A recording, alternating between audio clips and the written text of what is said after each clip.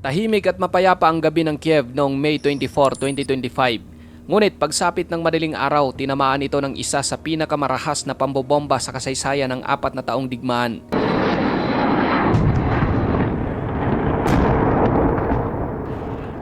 Isa itong kalkulado at napakalupit na air assault na yumanig sa mismong puso ng Ukraine. Sa loob ng ilang oras, ang kalangitan ay napuno ng liwanag mula sa mga pagsabog at tracers ng anti-aircraft fire. Ang pangunahing ikinabahala ng buong mundo ay ang muling paggamit ng Russia ng kanilang Oresnik hypersonic ballistic missile, isang napakabilis at modernong armas na mahirap pigilan kapag inilunsad. Pangatlong beses pa lamang itong nagamit sa aktwal na labanan matapos unang ipakilala noong November 2024 at muling gamitin noong January 2026. Dahil dito ay pinapakita ng Russia na handa silang gamitin ang kanilang pinakamakapangyarihang teknolohiya laban sa mga target na gusto nilang tamaan. Ayon sa Ukrainian Air Force, hindi lang iisang klase ng armas ang ginamit ng Russia sa pag-atake. Sa loob lamang ng isang gabi, nagpakawala umano ang Moscow ng humigit kumulang 70 missiles at mahigit 600 attack drones. Layunin itong guluhin at mahirapang sumabay ang air defense system ng Ukraine sa sobrang dami ng paparating na target para magkaroon ng mas malaking tsansa na makalusot ang mas mahalaga at mas mapanganib na missiles gaya ng Oresnik.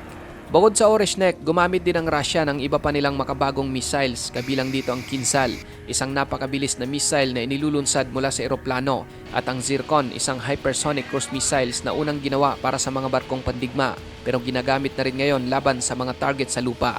Dahil magkakaiba ang bilis at direksyon ng mga missile na ito, mas nahirapan ang radar at air defense system ng Ukraine na subaybayan at pigilan ang lahat ng paparating na pag-atake. Sa lungsod ng Bila-Cherkva, humigit kumulang 40 miles mula sa Kiev na itala ang pinakamabigat na pinsala. Dito umano bumagsak ang Oresnik missile na nag-iwan ng napakalaking crater at isang malakas na shockwave na sumira sa mga kalapit na gusali. Ipinapakita nito na kahit ang mga lugar na malayo sa pangunahing labanan ay maaari pa ring tamaan at mawasak dahil sa lakas ng makabagong missile ng Russia. Hindi bababa sa 4 na sibilyan ang agad na nasawi sa pag-atake. Mahigit 80 naman ang sugatan. Marami ang critical dahil sa lapnos, tama ng gumuhong pader at tumilapong bubog ng salamin. Sa loob lamang ng ilang oras, napuno ang mga ospital sa Kiev region habang patuloy na dumarating ang mga biktima kahit madaling araw pa lamang. Hindi rin pinalagpas ng Russia ang mga infrastruktura na ginagamit ng mga sibilyan. Bukod sa mga bahay at residential buildings, tinamaan din ang mga mahalagang pasilidad ng tubig at kuryente. Naapektuhan din ang ilang paaralan at iba pang pampublikong gusali. Ang ganitong klase ng pag-atake ay nakakaapekto sa araw-araw na pamumuhay at nagdudulot ng takot sa mga residente ng kabisera. Ayon sa ilang eksperto, ang dahilan kung bakit tinatawag na unstoppable ang Oresnik ay dahil sa sobrang bilis nito. Umaabot ito sa Mach 10 o 10 beses na mas mabilis kaysa sa speed of sound. Sa ganitong bilis, nababalutan ito ng tinatawag na plasma cloud na maaring magpahina o humarang sa radio signals kaya mas nahihirapan ang radar na matukoy ito hanggang sa huling sandali bago tumama. Dagdag pa rito, kaya ng Oresnik na magdala ng MIRVs o Multiple Independently Targetable Reentry Vehicles. Ibig sabihin, sa halip na isa lamang warhead, pwede itong magdala ng multiple warhead na maaring tumama sa iba't ibang target ng sabay-sabay. Sa kasong ito, conventional explosive lang ang ginamit ng Russia, pero ang disenyo ng missile ay orihinal na para sana sa nuclear warheads. Ngayon, iginiit ng Russia na ang malawakang pag-atake ay isang ganti laban sa naunang operasyon ng Ukraine sa loob ng kanilang teritoryo. Ayon sa Moscow, isang student dormitory ang tinamaan, pero iginiit naman ng Kiev na isang drone command center ang kanilang target.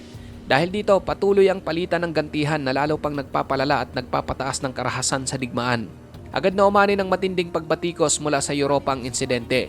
Tinawag ng German Chancellor ang hakbang na isang reckless escalation habang ang mga opisyal ng European Union ay nagbabala sa tinatawag nilang nuclear brinkmanship ni Vladimir Putin, isang mapanganib na paglapit sa posibilidad ng mas mataas na antas ng digmaan.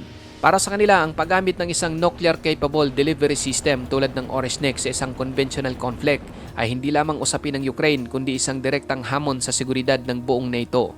Para naman kay Pangulong Volodymyr Zelensky, ang pag-ataking ito ay muling naglantad sa kakulangan ng Ukraine sa sapat na air defense systems. Sa kanyang panawagan, muli niyang hiniling sa Estados Unidos at mga kaalyado sa Europa ang agarang pagpapadala ng karagdagang Patriot systems. Binigyang din niya na ang kasalukuyang depensa ay nahihirapang makasabay sa bilis ng hypersonic missiles ng Russia na halos imposibleng harangin sa oras ng aktwal na pag-atake.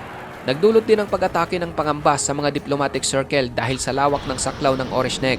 Bilang isang intermediate range ballistic missile, kaya nitong lumipad hanggang sa layo na humigit kumulang 5,500 kilometers. Ibig sabihin mula sa Russia, kaya nitong tamaan ng halos anumang kabisera sa Europa gaya ng Berlin at London sa loob lamang ng ilang minuto. Sa kabila ng pinsalang iniwan ng pag-atake, ipinakita ng mga taga-Kiev ang kanilang matinding katatagan. Agad na kumilos ang mga bombero at rescue teams upang apulahin ang apoy at iligtas ang mga natrap sa mga gusali. Samantala, maging ang mga sibilyan ay tumulong sa pag-alis ng mga guho. Isang paulit-ulit na tanawin sa isang bansang 4 na taon ang nabubuhay sa ilalim ng batas militar at patuloy na digmaan. Sa kabuuan, ang gabi ng May 24, 2026 ay maaalala bilang simbolo ng nagbabagong anyo ng modern warfare. Sa pagpasok ng hypersonic era, halos wala ng ligtas na distansya dahil sa napakabilis ng mga ito at napakaikling oras na lang ang natitira para makapag-react sa isang pag-atake.